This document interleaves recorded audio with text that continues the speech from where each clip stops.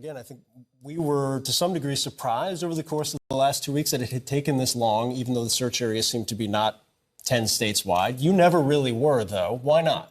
Because if you look at the stats, most people who break out of prison are literally arrested within 24 hours, and most of them walking on the road away from the prison.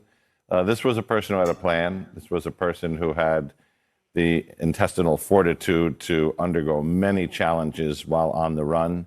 His mother told us about a lot of that. But these are, John, sorry to interrupt. These are live pictures. This is the first we are all seeing of Danilo Cavalcante. He is in custody. John, walk us through what you see here. Motherfucker wearing an Eagles hoodie. I see a SWAT team, which Go is Birds! probably the people who took him into custody. And I see a guy who has a change of clothes that we're not familiar with, which is a new sweatshirt and a dark pair of pants. Bro. There were reports that... Bro. Him wearing the Eagles sweatshirt is perfect camouflage. His main problem is that I think as a Brazilian, he didn't realize that all he needed to do was eat horse manure. And then everyone would have thought he is an authentic Eagles fan and would have been like, oh, this isn't our guy. If he only knew that all he had to do, the only thing standing between him and permanent freedom was just like dabbling a little bit on the ground and trying to immediately eat horse manure in front of the cops, he would have been able to get away with it. Silly. Eagles hoodie, on the other hand, is a perfect camouflage for trying to evade law enforcement, especially because every Eagles fan is pretty much psychotic. So even if you're behaving in a suspicious manner, cops will go, oh, that's just the Eagles fan. The more suspicious you behave, the more cops will think you are genuine. That a backpack was found overnight that had things in it, clothing items and so on, that may have been his. Is that possibly what spurred them into a certain area? But he has been doing these kind of home invasions and burglaries and garage, siftings, trying to find different outfits to keep changing his appearance. And, our last reporting was he was shirtless. So he clearly has had these stashes while he's hiding out. But you can tell even as he's walking, he's a guy who's worn down from this flight. We've talked about the scale of the federal and state resources. What we're looking at right now, you mentioned it's a SWAT team. Do we have any sense of who there's different uniforms along with the SWAT officials that are there, who we're looking at, why there are so many of them? Well, I think, number one, every SWAT team in Pennsylvania, give or take, had contributed people to that, as well as the FBI, the ATF, Customs and Border Patrol, a lot of specialized units, the FBI's operational technology. Why are they, they're cutting off his shirt right now. Why would they be cutting off his shirt? They're taking it off because they're saying, you do not deserve to wear our garb. That is our garb. You don't deserve it. You didn't even eat the horse manure. Could be for purposes of identification, meaning... take the tattoo on his back. He's known to have, specific tattoos, and they want to be able to confirm that they have not just a guy wandering in the woods, but the guy. I'm going to bring Danny Freeman in as well on the ground. And Danny, as I bring you in, we're just learning that this reverse 911 call has gone out to people on the ground, telling them the search for Danilo Cavalcante is over. The suspect is now in custody. Remember, this was a community terrorized by this, told to stay inside. And authorities want them to know that he is caught. That's absolutely right. And remember, it's not just this immediate community that we are in right now in South Coventry Township. It's really the entirety of Chester County. I mean, and quite frankly, many of the neighboring counties as well, who have been on edge for 14 days since this inmate escaped. And just looking at some of these live photos, Poppy, I mean, this is the moment that so many in law enforcement have really been waiting for as well. They've been waiting for the moment that they could bring him into custody. I'm sure they are glad that we we have aerial footage of this whole process taking place. You can see Pennsylvania State Police down there, and you can see some of those enormous assets as well that have been brought in over the course of this investigation, especially in the past 48 hours when there was this truly intense show of force after that revelation came out that Cavalcante did indeed get his hands on a rifle. But no doubt, like I said before, we've been out here at this particular intersection on the corner of the northeasternmost part of this perimeter, just as I keep saying as well, a few miles, it seems, from where helicopters are watching Cavalcante from above. And folks have been applauding. There have been honks towards these troopers. There is definitely a sense of relief and, frankly, thanks that Pennsylvania State Police and this entire state, federal, and local law enforcement apparatus has been able to apprehend Cavalcante here. John, I just want to go back to what we've been watching on screen here, because I think it gets to what you suspected might be happening. Not only was his sweatshirt and his T-shirt taken off, cut off, it also seemed they didn't have his pants on either, wasn't completely naked, and then they were taking photos. And you think that's an identification of markings or tattoos or just confirmation? Exactly. And I mean, there's another step to that. They have his biometrics, so they have his DNA because he's been a prisoner. They have, his prints. But these are the immediate identifications they can make to make sure that they have a person who fits the unique characteristics, if not the biometric characteristics of the person they're looking for. If you're just joining us, I want to reset the breaking news. You're looking at live pictures of the capture of escaped fugitive Daniele Cavalcante, convicted murderer who's been on the lam for more than 2 weeks. And these are aerial images of just an enormous SWAT team taking him down, cuffed, putting him into this van, cutting off his shirt as they identify him. With us now, former Supervisory Special Agent Scott Duffy joins us. Context of this, you did something very similar in 1999 with an escaped killer on the run. What are your thoughts as we wait for this press conference? Oh, good morning to you both, and thanks for having me on. I'm telling you, I'm feeling the same chills just watching the same thing that everybody's watching, and brings back all of the flood of emotions from 1999. The fact that he is caught, the fact that from what I gather, nobody injured, it's fantastic. And to have taken him into custody is just there's a lot of emotions. And as I saw all the different vehicles kind of rushing out of the scene, trying to head to wherever they're going, they're all. The only reason why no murders happen is not because of the cops. And make no mistake, this guy is a murderer, okay? The only reason why no murders happen is because he chose not to murder. If he chose to murder, in this fucking 14-day run, he could have had a way better KDA, okay? Like a way better KDA. The idea that this is a celebration for law enforcement is so insane. You know what I mean? He broke in the motherfuckers' houses like while they were sleeping left and right, dude. 2 weeks. 2 weeks. All feeling the same thing, that one moment of elation, just bringing calmness to a ravaged community. And they're probably all heading to put eyes on him, to say, this is who we've been looking for the last 2 weeks. So it's a tremendous celebration, especially with all that is being said. The professionals got him. They took the fight to him, and they took him into custody without incident. Can you describe kind of the combination of anxiety and intensity that would be felt just before this moment? Like how these guys were feeling, the law enforcement that you're looking at on the ground over the course of the last several days, especially when they found out he was armed? Yeah, that just raised the tensions to a whole new level. Law enforcement is on high alert, right? And so everybody's looking up, they're looking 360, but then to have confirmation that he took a gun and that he is armed, just send that acute awareness to a whole new level. So, you have the neighbors that are locking doors and doing everything shutter in place. But law enforcement is out there and they are searching day and night, especially with the storms last night.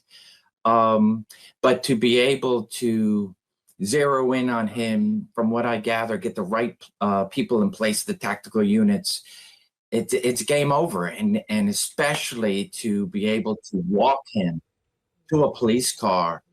There's just no words to describe. Law enforcement is that high is still very high. They're all on cloud nine, and will be for some time today. John Miller, I want you to weigh in here. This is He's like, your the only time they ever expertise, feel and that we're way is seeing when it they live execute play an out here. unarmed We're black waiting for the press teenager. conference at 9:30. Your thoughts? You know, It's like law enforcement only gets to feel this way when they run over a pedestrian at a fucking red light that they're blazing through without their sirens on. You know what I mean? As they're drunk driving. The only way they can replicate this high is by beating the shit out of their partners.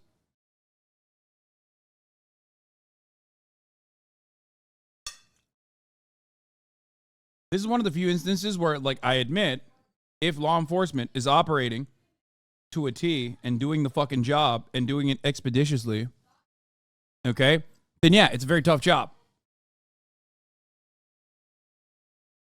This is the one instance where they literally are supposed to be like a somewhat brutal force, right? Who reacts fast, swiftly, gets into action. No fuck ups. Still took them 2 goddamn weeks, bro. Nuts. But hey, at least they got him. So that we can watch this Glaze coverage.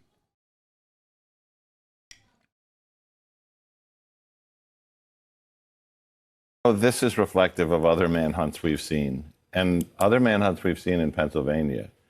It's really interesting because these are fairly rare occurrences. But in just the past recent years, you had the case of Eric Frein, a domestic terrorist who opened fire on Pennsylvania State Police. That was a 48-day manhunt through the woods using the same tactics, many of the same people.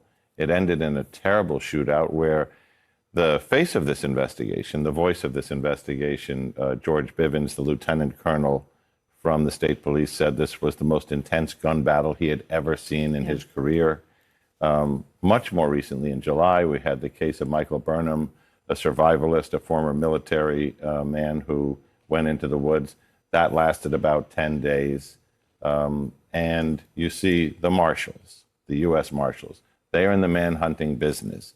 The state police, they've been through this, as our agent was just describing, multiple times in very similar dynamics. In some way, this is a familiar ending for them, much better than in the Frein case, and similar to the Burnham case. But I think these things have brought them closer together as a team. Can I ask you what they're doing right now? So I had expected them to put him in the van. Is that even the right term? Close the door and go. Are they interrogating him right now? Are they asking him questions? What are they doing in there right now with him? I don't think that they can get too far. They're taking photos, apparently. They literally apparently took fucking photos with Far him. into the interrogation, except for the public safety part of it, which is, anything that would constitute an immediate threat to somebody else. Because as we've talked about before, he's represented by a lawyer. But I think they're probably settling more on where are we going, where are we bringing him, are they ready, Well, that's a good point. Are like they that. ready to take him in wherever we're taking him? Right. Yeah. Yeah. Hey, Danny, and for those of you who are watching on the left, it's just moments ago when we saw Danielle Cavalcante, who was led in handcuffs in what looked to be different clothing than we had seen earlier in the week. We knew he had changed clothes in handcuffs to the picture where on your right, where he has been now loaded. Bro, there's literally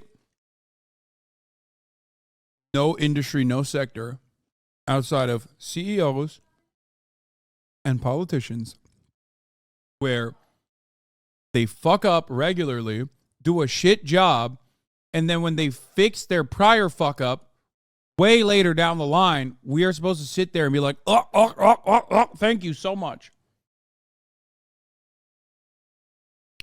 I often make this comparison to like a fry cook at McDonald's.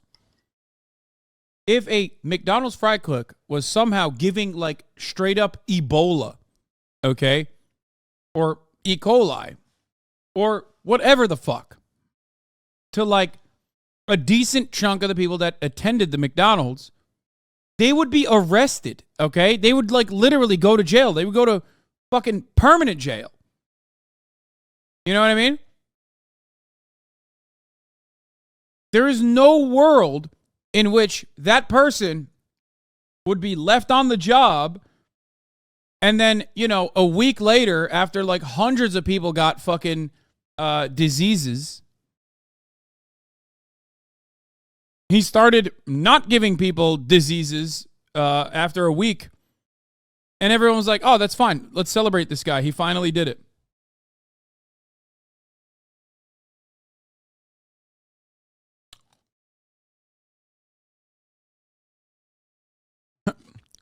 They literally poison cops' meals? What are you saying? Yeah, totally.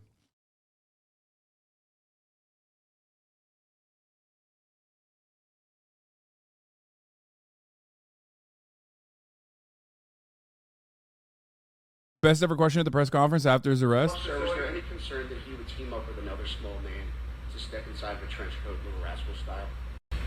No. What? Sir, is there any concern that he would team up with another small man to step inside of a trench coat, Little Rascal style? Was there ever any concern that he would team up with another small man and hop into a trench coat, Little Rascal style? Is the question that somebody fucking asked. No. Look at the police press briefing after they caught him. I mean, they get to flex because this is their moment. Fair question. Wow. Your reaction to that question determines how like short king phobic you are and whether you consider men of shorter stature to be real human beings or not. That's all this is proving to me, in my opinion, in my honest assessment.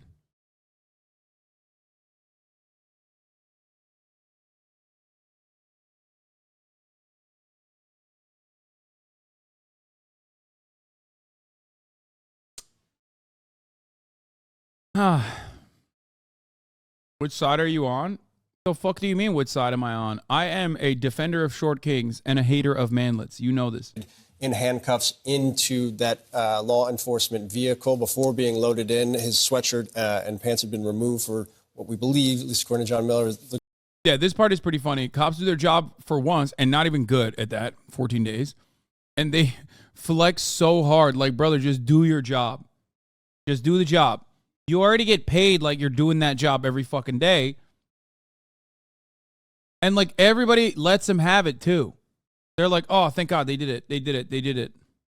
Look to be identification purposes, still waiting to see where he will head next.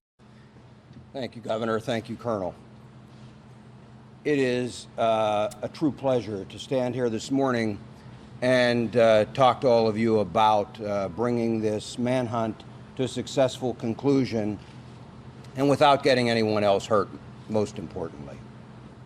None of this would be possible without the support of this team represented by members of various agencies standing with us up here, by others standing throughout this fire hall, and by still more who are out there in the field. So let me give you a few details about how this unfolded. You got me addicted. I'm hanging on your lips. I don't wanna quit us.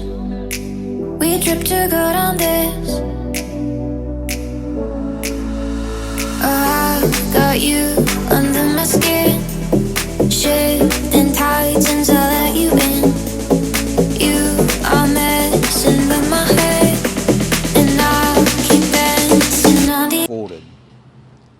As you know, we have been working most recently in a perimeter established in northern Chester County. Last night, shortly after midnight, a series of events started to unfold. First, we had a burglar alarm at a residence near Prizer Road within the perimeter. Our people investigated that, did not find Cavalcante there or anyone else, but it started to bring some of our people into that area. We had been searching an area not far from there already with some tactical teams that night. There was an aircraft overhead utilizing FLIR technology, and close to 1 a.m. picked up a heat signal that they began to track. It was west of PA 100 and north of Prizer Road. We have so much fucking Tactical money. teams began to converge on that location where the heat source was moving. Unfortunately, we had a weather system that also came in, and we had lightning that was flashing all around, and it caused the aircraft to have to depart the area. Tactical teams made a decision to secure that area, that smaller area, as best they could, and hold it through the storm and until we could bring additional resources in and bring aircraft back overhead to ensure that we did not have an issue with an escape. That resumed early this morning, and shortly after 8 a.m., tactical teams converged on the area where the heat source was. They were able to move in very quietly. They had the element of surprise. Cavalcante did not realize he was surrounded until that had occurred. That did not stop him from trying to escape. He began to crawl through thick underbrush, taking his rifle with him as he went. One of the Customs and Border Control teams, BORTAC, had a dog with them. They released the dog.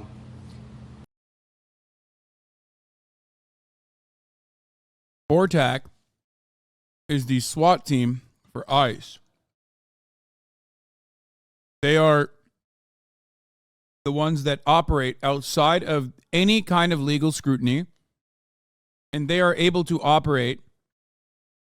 They were the ones who did the van kidnappings at Portland during the Trump administration. They are allowed to operate within 100 mile of any border or part of the sea. Okay? Which means they are able to operate pretty much in every part of the country where people live. Any coast or direct physical border, 100 miles in, is BORTAC Constitution free zones. That's what the ACLU calls it. And I believe 100 miles of an international airport as well, if I'm not mistaken. Yes, BORTAC doesn't have to wear insignia. They quite literally are everywhere.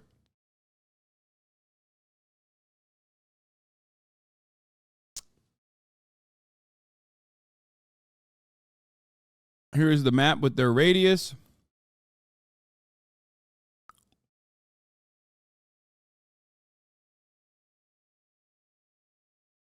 Unlike other federal agencies, Customs and Border Patrol officers are uniquely granted extraordinary and unprecedented powers, which mean they can racially profile, stop, frisk, detain, interrogate, and arrest anyone without a warrant or reasonable suspicion. The Fourth Amendment is intended to protect all people against unreasonable searches and seizures. Every other federal law enforcement agency except Customs and Border Patrol requires either a warrant or reasonable grounds for an officer to act without a warrant. Border regions are often treated as zones of exception for human rights and civil rights, laying the foundation for abuse, not just along our nation's borders, but across the country. This is why the ACLU considers the 100-mile area to be Constitution-free zones. These guys are heavily armed. They look like military. They train with military, and they can do whatever the fuck they want.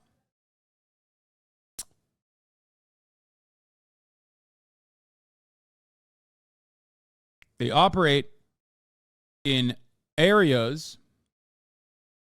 where 80% of the entire population of the United States lives. For the record, like the 100 miles into the border quite literally is where 80% of the entire nation's population lives, okay? So just so you understand, I know Americans think land votes, but it certainly fucking doesn't, okay? Look at this. Okay? All of this is 20% of the population. All of this is 80% of the population.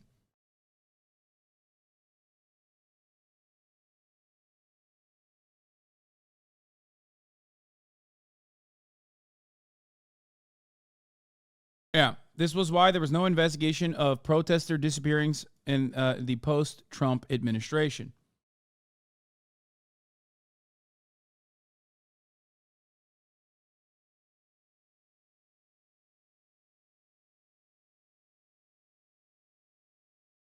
Okay.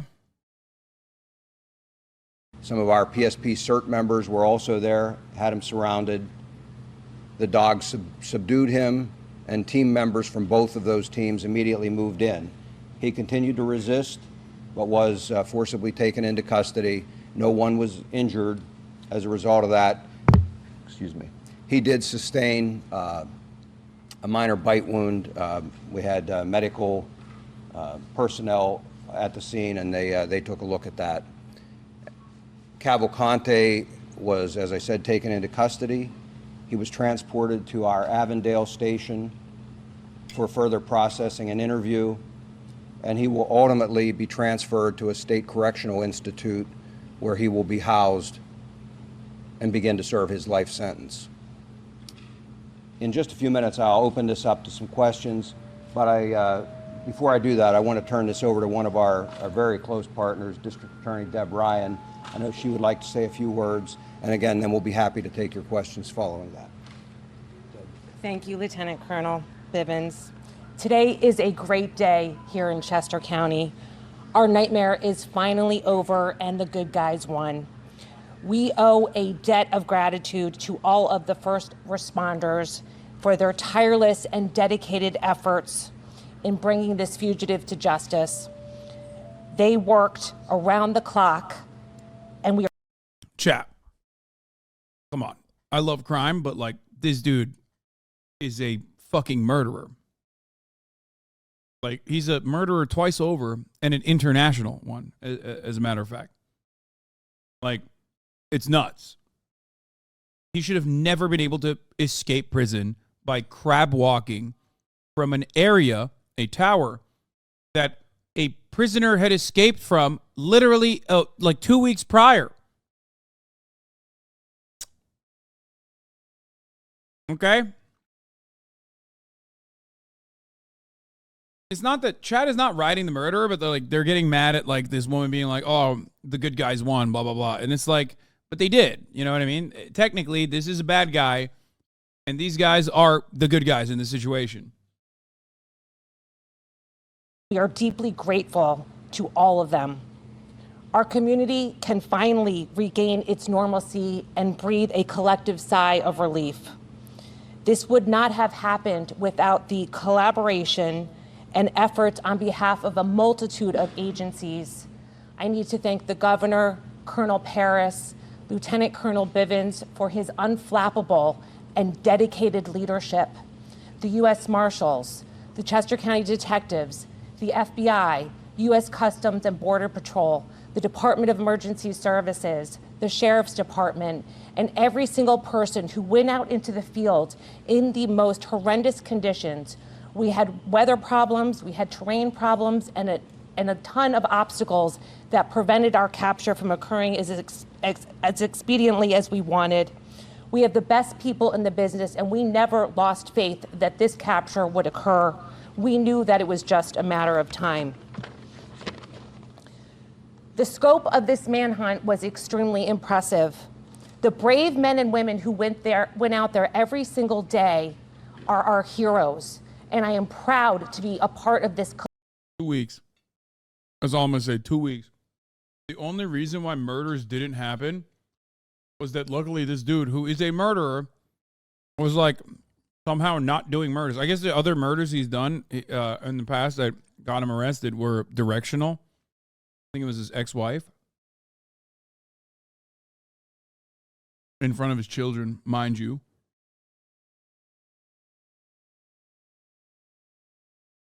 Like they were personal murders.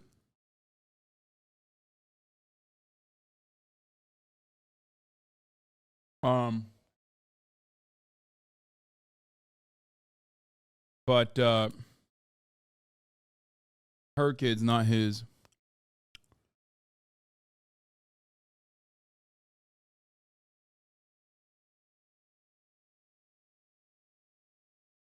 When we do a good ass job in my industry, we don't get to suck our own dicks at a press conference. Yeah, because you're not cops. Collective team of people who worked around He murdered his girlfriend because he thought she was going to report him for his first murder in Brazil. the clock to bring this man to justice during this monumental challenge.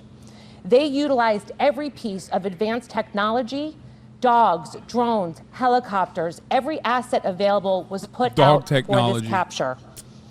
I can't express our gratitude deep enough to all of them and to the community for their support. We received dozens and dozens of donations, well wishes, and kind support from everyone in the community, and we thank this firehouse for housing us. We know we disrupted their lives for a while. One of the first calls we made upon learning about this capture was to the Brandow family, who, as you can imagine, had been living in a complete nightmare. They are so grateful to the men and women who helped with this capture. They can now finally sleep again. I can't thank law enforcement enough for their efforts. Thank you.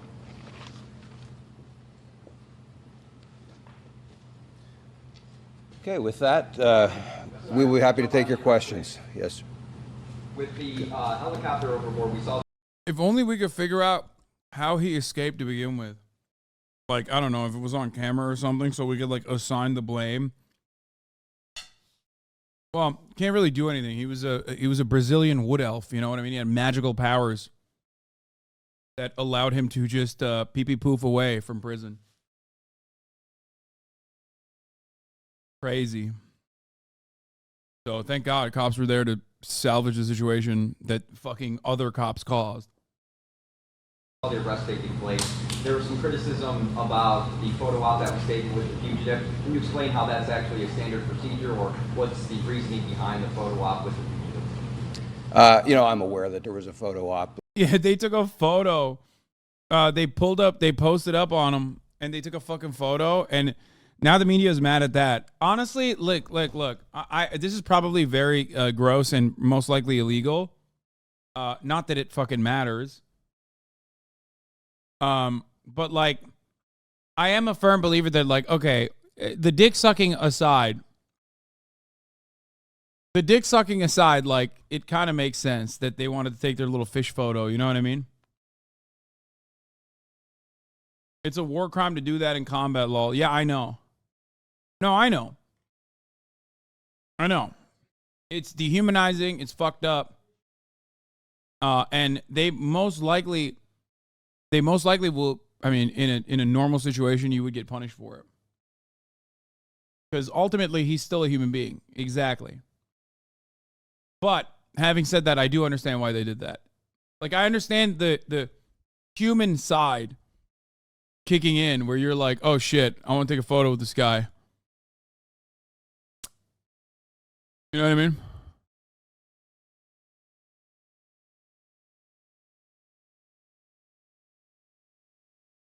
Didn't even take photos with Osama bin Laden? Yeah, because, you know, there were some other reasons as to why I'm pretty sure they were not allowed to, or those photos never made the light of day. That was taken out there. Those men and women worked amazingly hard through some very trying circumstances. They're proud of their work. I'm not bothered at all by the fact that they took a photograph with him in custody. Again, they're proud of their work. They kept the community safe. I say thanks to them and good job. Why is it dehumanizing? This person is now your like okay. when you arrest someone, it's over. That person is now yours. Okay? Technically, in the eyes of the state, that person is now literally your slave. Like, you have legally taken their freedom away. You've taken their humanity away. So technically, there are laws against further dehumanization of someone who is in your custody because they are your captive.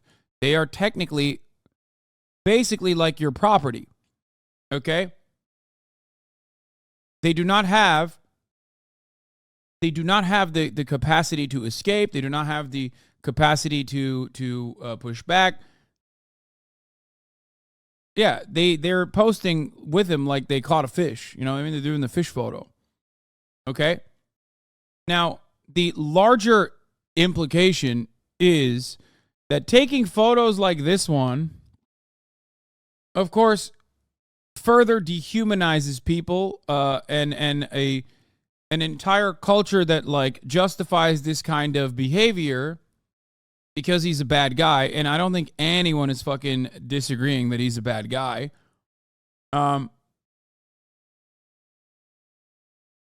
That society justifies further cruelty and subjugation to all manner of prisoners who deserve human rights. You know what I mean? Because you can do whatever the fuck you want to someone who is your captive.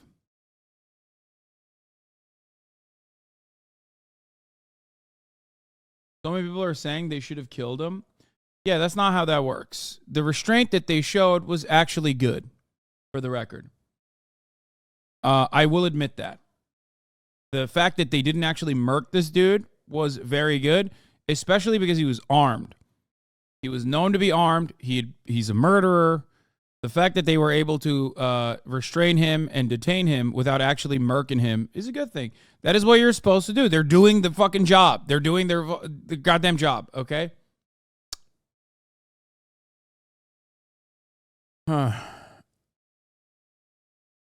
Cutting his clothes off, including his pants, and then the nude was the weirdest part? No, that's not that weird. No. I don't think that was specifically dehumanization. At that point, you're doing it for multiple different reasons. You're doing it, one, like the guy on CNN said, to look for identifiable, to verify the identification. Okay? And also for wounds. You're all I need. You're all I see when I close my eyes and dream. You're all I see.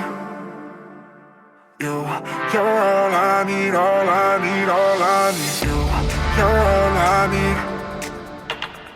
You're all I see when I close my eyes and dream. You're all I see. You're all I need, all I need. It's not for dehumanization, chat. It's to fucking... No, it's not even for hidden weapons and shit. No, they're doing it for wounds too. Again, I have to explain this again, okay? Remember, this person is now your captive. Okay? This person is now your captive. You're not going to take his fucking handcuffs off, obviously, duh. That would be really silly. Especially because this motherfucker's slippery, okay? So they have to take his clothes off to make sure that he doesn't have any wounds that need to be treated. Okay? How are they going to take his clothes off when he has handcuffs on him? When someone is your captive, they are your responsibility. So technically, them stripping him of his clothes by cutting it off of his body is actually the right thing to do in that situation. I don't think that was like out of, I don't think that was out of bounds. Taking a photo with him, however, is. Because it's, the taking a photo of him in that situation is definitely dehumanization. And it's done, it's just like this person is no longer a human being. And a law enforcement that behaves that way should not be celebrated. I'm saying, like, I understand why they did it, but I do recognize that it's still quite a fucked up thing to do because, this is an indication that our law enforcement doesn't behave like they are treating humans, even if they are gross, psychotic human beings. Okay? the duty and the responsibility in that circumstance is to treat that person like a human, no matter how gross their crimes are.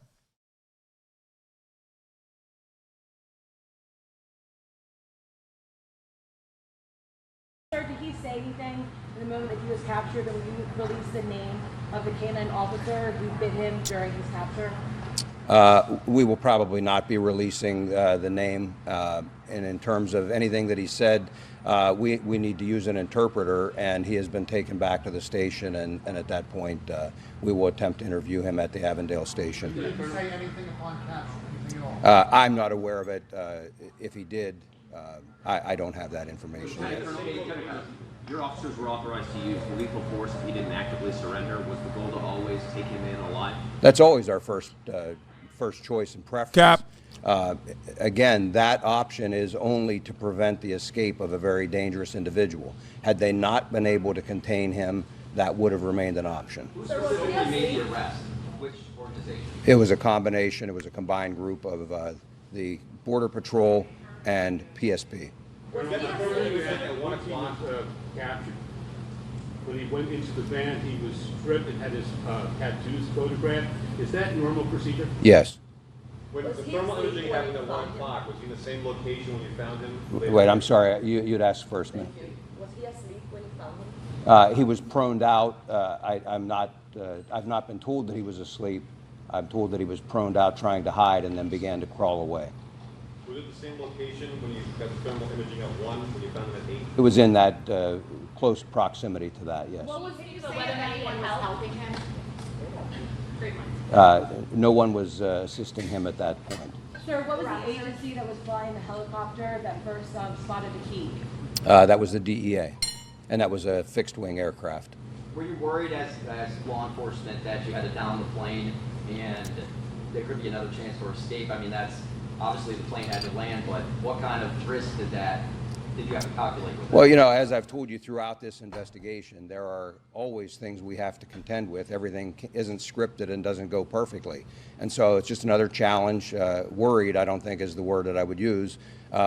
We simply had to adapt. And so we secured that inner perimeter while always keeping our outer perimeter secure, so that if he did manage to get out of that inner, we would box him in yet again.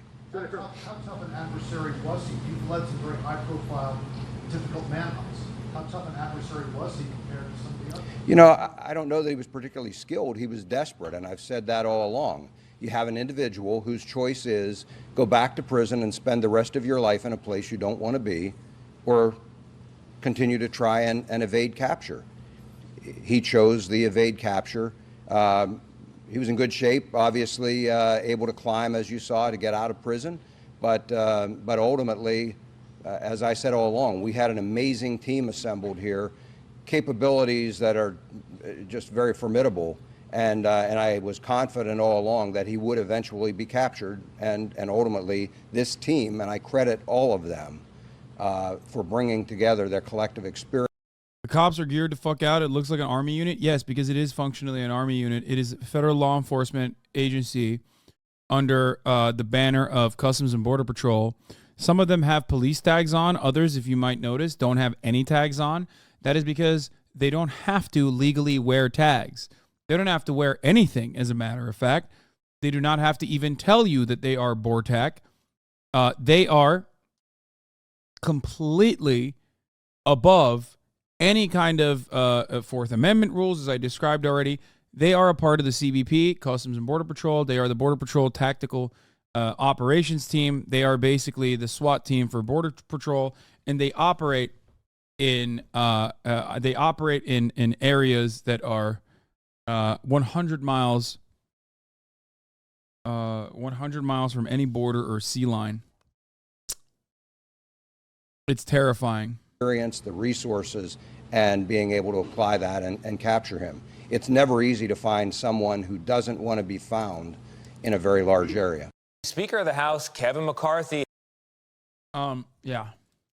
How are Dems not getting rid of this? Do they approve of it? What do you mean? There's no... Brother, police are already fucking dog shit in this country. Okay? Yo, you hear how police are already fucking dog shit in this country. BORTAC is getting so much good coverage. They got a bunch of bad coverage under the Trump administration when Trump sicked them on people in Portland. But they're getting so much good coverage. Like, it was a BORTAC guy in Uvalde, or not Uvalde, or was it Uvalde? You've never heard of BORTAC? Yeah, because one, you're probably not in here when I've covered it, and two, that is by design. The reason why you don't know about it is because you shouldn't know about it. If you know about it, then you're going to be like, what the fuck? There's a secret police that is like literally trains overseas, by the way.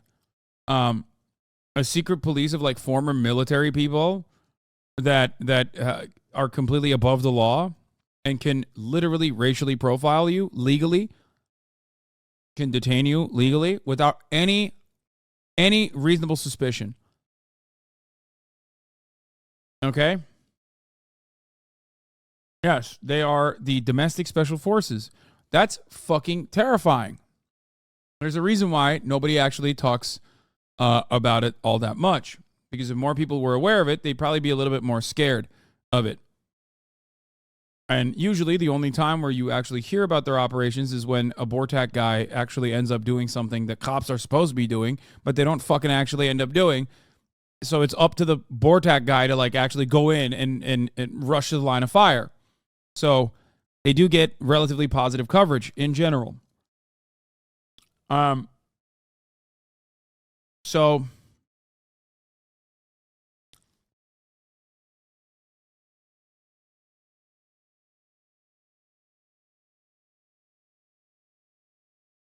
it's pretty fucked up. It's pretty fucked up. It's pretty scary. But you know, it is what it is. There's just not really much you can do about it.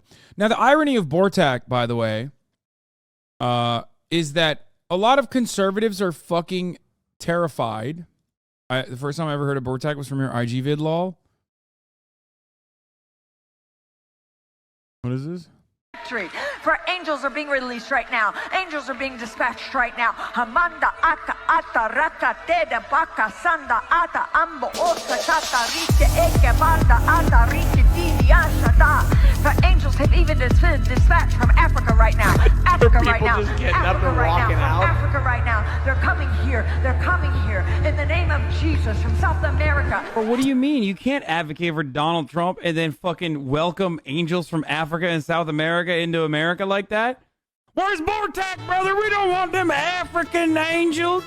Why don't we have them American angels do the work instead? There ain't no angels in South America. They got them MS-13 angels. I don't want no illegal angels. Victory, victory, victory, victory.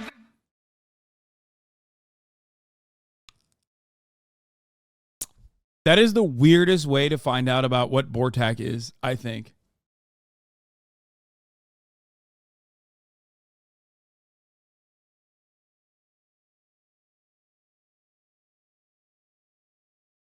Yeah.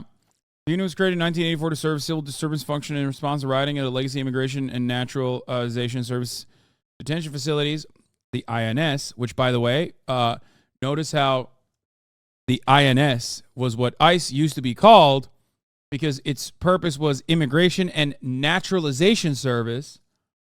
It's like the Department of Defense, formerly being known as the Department of War. Like, obviously, these are like aesthetic differences, but they basically symbolize an attitude shift, or is done in an effort to like I don't know, sanitize their operations in the Department of War versus Department of Defense situation. So it quickly evolved and acquired additional skill sets in high-risk warrant service, intelligence, reconnaissance, and surveillance, foreign law enforcement, border patrol capacity building, air mobile operations, maritime operations, and precision marksman observer. Precision marksman observer. So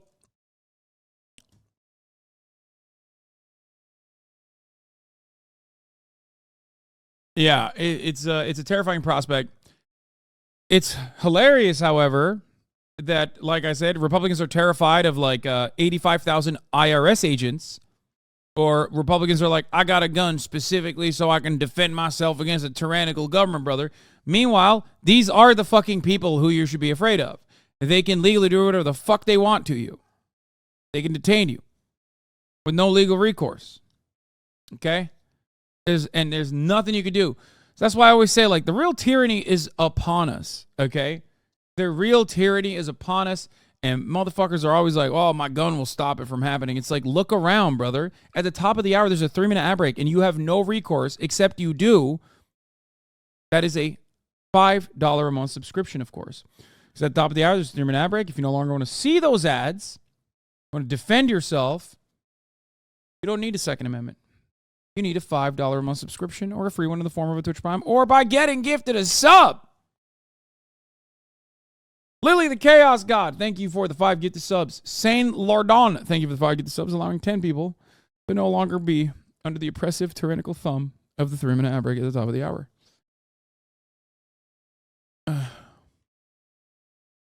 One police officer is reacting to the death of a pedestrian who was hit and killed by another officer. That SPD officer was rushing to an overdose call in the South Lake Union area when he hit and killed a college student on the crosswalk. So Fox 13's Jennifer Dowling has more on this troubling audio. Jennifer. Good evening. The audio clips were very short, but they were telling. In the first clip we are going to play for you, you can hear an officer talking about the death of the young woman. We have to warn you, what you are about to hear is disturbing. Initially, he said she was in a crosswalk. That's the police union president and vice president speaking too. Oh, I'm shocked that they're so fucking callous in their indifference towards human life that one of their own has taken. I'm so shocked. Is it fair that I want outrage for this? I heard the cop hasn't been punished. So I showed you cops doing their jobs correctly. And now I will show you what they actually do regularly. Okay? Remember, these are the people that are tasked with protecting and serving the public. As they already described, in Seattle, a dude was hitting 78 miles, according to this chatter, in a 25-mile zone. No lights on, at a red light, at an intersection, and hit and killed a pedestrian. Okay? That part of the story is fucked up, but it's a very common aspect of policing. Vehicular manslaughter is the bread and butter of the police force. The victim was a 26-year-old graduate student. Okay?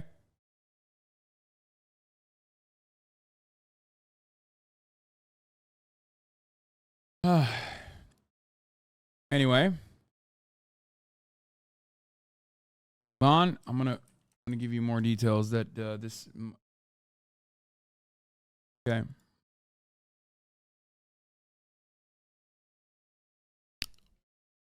The people that you're hearing in this in this conversation is Daniel Otterer, who's the vice president of the Seattle Police Officers Guild, the police union. Who responded to the January 23rd crash scene where another officer, Kevin Dave, struck and killed Janavi Kandula, who was 23 years old. She's not 26. She was 23 years old. I apologize for saying 26 earlier. Janavi was walking through a crosswalk. Dave was driving at 74 miles an hour, not 78. I was wrong on that too.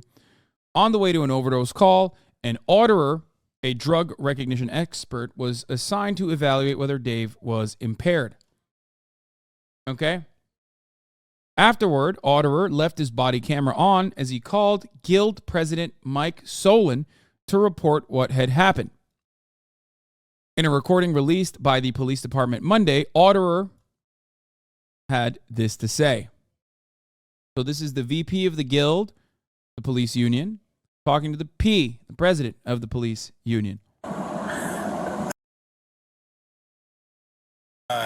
He said she was in a crosswalk. There's a witness that says no, she wasn't. But that witness could be different because I don't think she was thrown 40 feet either. And although Seattle police did not name the officer that we just heard in a press release, they did identify him with a last name stamped on the video as Otterer, which could indicate it's Officer Daniel Otterer, the Seattle Police Officers Guild vice president. Janavi Kandula was the Northeast University student who was killed in that incident January 23, 2023. She was hit by a Seattle police car at the intersection of Dexter Avenue North and Thomas Street in the South Lake Union neighborhood. Seattle police said the officer driving the patrol vehicle was responding to a priority 1 call when the incident happened. Police have released a statement online that says the following video was identified in the routine course of business by a department employee who was concerned about the nature of the statements heard on that video.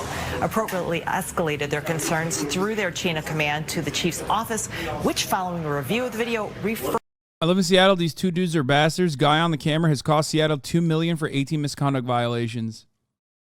By the way, Fox News 13, local news, did not play the entire clip. I assume they will play the rest of it now, though. Referred the matter to OPA for investigation into the context in which those statements were made and any policy violation that might be implicated. The statement went on to say this is what department policy and the city's accountability ordinance. They're basically fucking. They basically are doing defense for the department, like the good cop narrative. Require. They will be investigating the comments, including this clip, in which an officer laughs while discussing the death. Take a listen. But she is dead.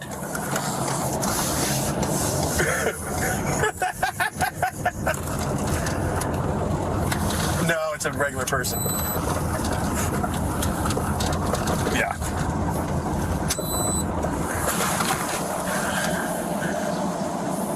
Yeah, just write a check. Just, yeah, $11,000. She was 26 anyway. She had limited value. Seattle police further.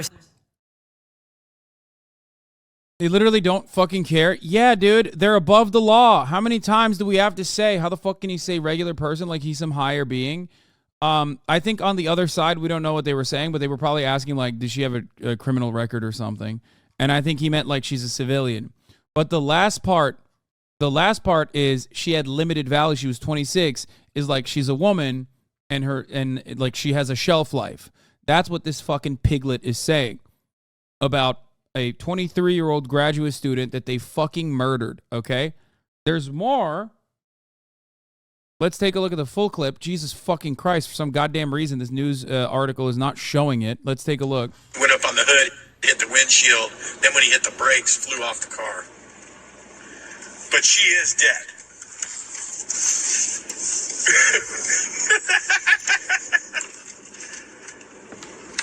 No, it's a regular person. Yeah.